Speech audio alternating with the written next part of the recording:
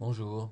Alors, pour ce dernier cours sur les structures de contrôle, on va voir les boucles qui se répètent avec une condition. Alors, on a deux boucles, c'est la boucle while et la boucle until, qui sont en fait assez fortement ressemblantes. La seule différence, c'est que l'une, pour continuer, doit avoir le test qui se termine par un vrai et l'autre par un faux. Donc, la structure, c'est while. Alors, en fait, j'ai fait un programme. Donc, normalement, si je fais, je vais l'éditer.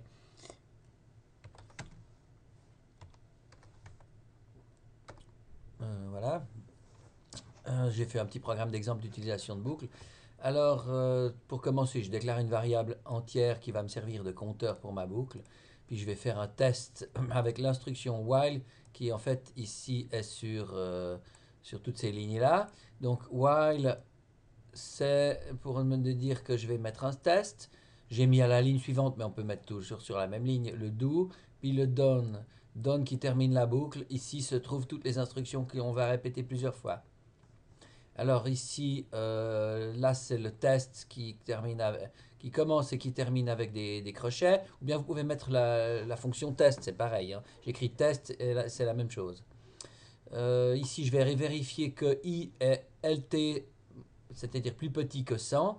Donc, tant que la condition là est remplie, i plus petit que 100, je vais afficher i et multiplier i par 2. Ça devrait donc m'afficher à l'écran tous les multiples de 2. Je commence à 1, donc ça m'imprime 1, 2, 4, 8, 16, 32, 64. Et puis évidemment, ça devrait s'arrêter parce que je multiplie par 2, je vérifie que 2 fois 64, ça fait 128, c'est plus grand. Puis ensuite, je fais la même boucle à l'envers pour diminuer en divisant par 2. Donc cette fois, j'ai utilisé une tilde pour vous montrer que les deux sont strictement identiques. Le test devant être à l'envers, je vérifie si la valeur i est égale à 0, parce qu'effectivement, en divisant par 2, je tombe bien à un moment donné sur 0. Et ça devrait me mettre tous les multiples de 2 en montant puis en redescendant jusqu'à ce que j'obtienne 0. Attention, le 0 ne sera pas affiché. On va donc essayer ça. On quitte l'éditeur de texte. On tape well,